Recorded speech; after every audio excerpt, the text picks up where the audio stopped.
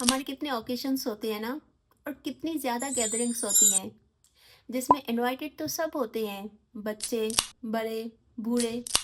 पर आपने कभी नोटिस किया है कि एल्डर्स इन गैदरिंग्स को अवॉइड करते हैं? कभी सोचने की कोशिश की है क्यों? और अगर आ भी जाएं तो सेपरेट रूम में बैठ जाते हैं।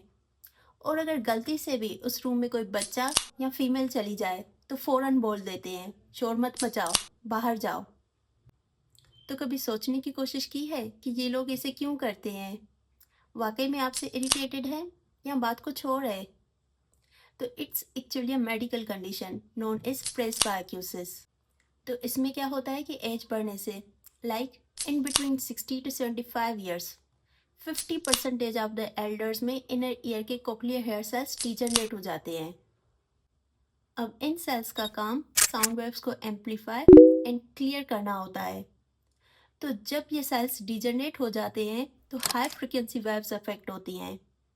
अब हाई फ्रिक्वेंसी वेव्स में हर वो साउंड आता है जो शार्प एंड थिन होता है, जैसे कि बच्चे और औरतों की आवाज़ें।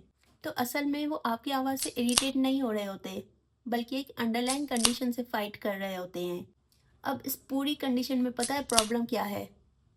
कि ये हेयर सेल्स एक बार डिजनरेट हो जाएं तो कभी वापस नहीं आते, क्योंकि ये कोई स्किन सेल्स नहीं है कि नए आ जाएंगे, या मसल सेल्स नहीं है कि एक्सरसाइज करने से स्ट्रॉन्ग होंगे।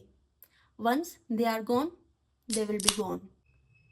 आप इसको किसी भी टोटके, आल, ड्रॉप्स, मसाजेस, हर्बल वीडियोस या फिर यूट्यूब एक्सरसाइज से सही नहीं कर सकते। पर मेडिकल साइंस कहाँ मानती है?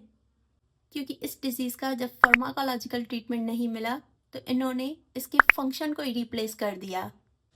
उन्होंने एक डिवाइस बनाई जो वही काम करती है जो आपके नॉर्मल कोक्लियर हेयर सेल्स करते हैं। जी हाँ, I am talking about hearing aids.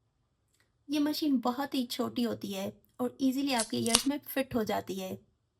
तभी तो कहते हैं judgement changes nothing, but understanding changes everything. तो इसलिए अपने एल्डर्स को समझें और ट्रीट करके फिर से उन्हें अपनी मेमोरीज का हिस्सा बनाएं।